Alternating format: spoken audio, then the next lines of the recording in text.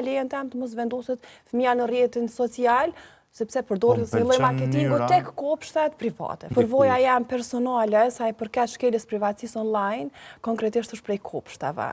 Sepse fëmia jam është përdor dhe jo vetë fëmia jam, po fatmirësisht, ndoshta fusha e studimit, përgatitjes profesionale që e kam atë vetdijen se ku është shkelje privatësisë e ku jo.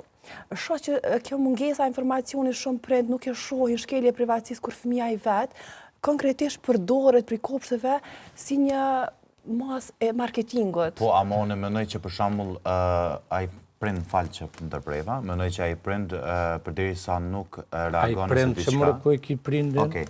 Po e marrim shembull, nuk po du me marr shembull. Jo, do të me po. Jo. Po kjo po ful për përvojë personale. Do të thonë përvojë personale. Po. Atë ke reaguar apo? Faktikisht... Edhe besoj që kur ke reagu, nuk kanë marrë në sy për të mirë, kanë marrë në sy për të keq. Po, pikërisht, kjo ndodh.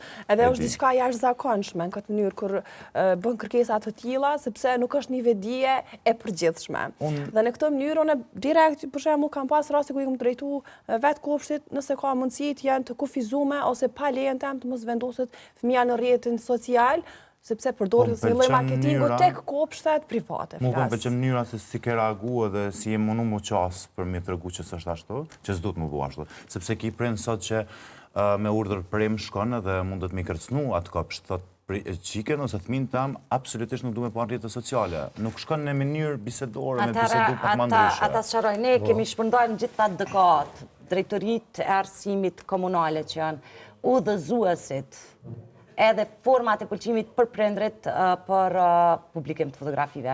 Qerdhet nuk kanë të drejtë të publikojnë fotografitë e fëmijëve pa pëlqimin e prindërve.